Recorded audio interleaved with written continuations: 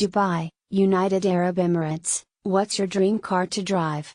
Saudi women are asking that question after the kingdom announced that females would be granted licenses and be allowed to drive for the first time. An Arabic Twitter hashtag asking women what car they want to drive already had more than 22,000 responses on Thursday. Some users shared images of black matte luxury SUVs. Others teased with images of metallic candy pink colored cars. A few shared images of cars encrusted with sparkly crystals. Carmakers see an opportunity to rev up sales in Saudi Arabia when the royal decree comes into effect next June. But any gains are likely to be gradual due to a mix of societal and economic factors. Women who need to get around already have cars driven by chauffeurs. And many women haven't driven in years, meaning the next wave of buyers could be the young. That didn't keep Ford and Volkswagen from trying to make the most of the moment. They quickly released ads on Twitter congratulating Saudi women on the right to drive. Saudi Arabia had been the only country in the world to still bar a woman from getting behind the wheel. American automaker Ford's ad showed only the eyes of a woman in a rear-view mirror with the words, "Welcome to the driver's seat." German automaker Volkswagen's ad showed two hands on a steering wheel with intricate henna designs on the fingers with the words, "My turn." Checking that optimism will be the reality that many women will continue to need the approval of a man to buy a car or take on new responsibilities. The family has always operated on the basis of dependency, so that's a big core restructuring of the family unit, said Medea Rush, who took part in Saudi Arabia's first campaign to push for the right to drive. In that 1990 protest, 47 women were arrested.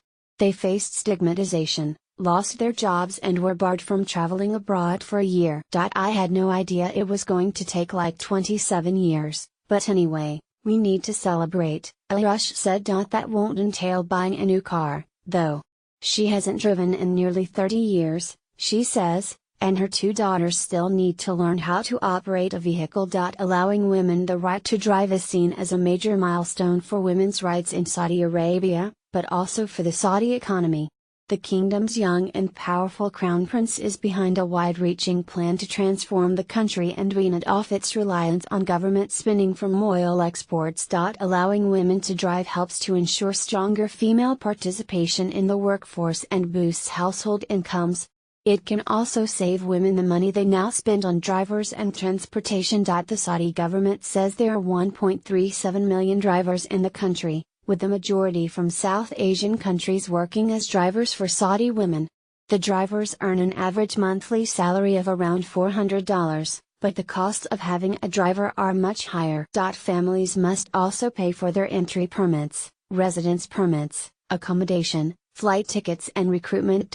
Rebecca Lindland, an analyst for Cox Automotive in the U.S. who has studied the Saudi Arabian market, said families with the means likely already have enough vehicles because women are already being transported in them, with male drivers.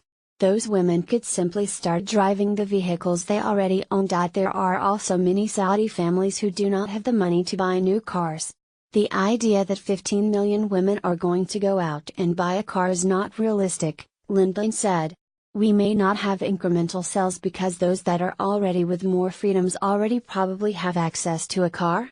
The industry consulting firm LMC Automotive sees only a small boost in sales next year due to the royal decree, coinciding with a small recovery in sales from a slump. The Saudi market peaked at 685,000 new vehicles sold in 2015, falling to under 600,000 in 2016, and is forecast to finish this year at 530,000.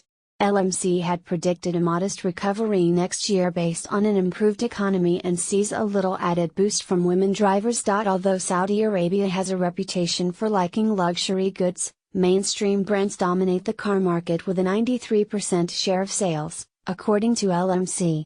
Hyundai was the top passenger car brand with a 28.6% share of the market, followed closely by Toyota at 28.4% and Kia at 8.3%. The company said. There are also societal factors to consider. Even if the law allows women to drive, many will still need their fathers or husbands to buy a car. A male guardianship system in Saudi Arabia gives men final say over women's lives, from their ability to travel abroad to marriage. Women often are asked to have the written permission of men to rent an apartment, buy a car, or open a bank account. If you don't have credit, if you don't have money, your male guardian will be the one to decide whether you buy a car or not, Lindgren said. While car sales might rise in the long terrace,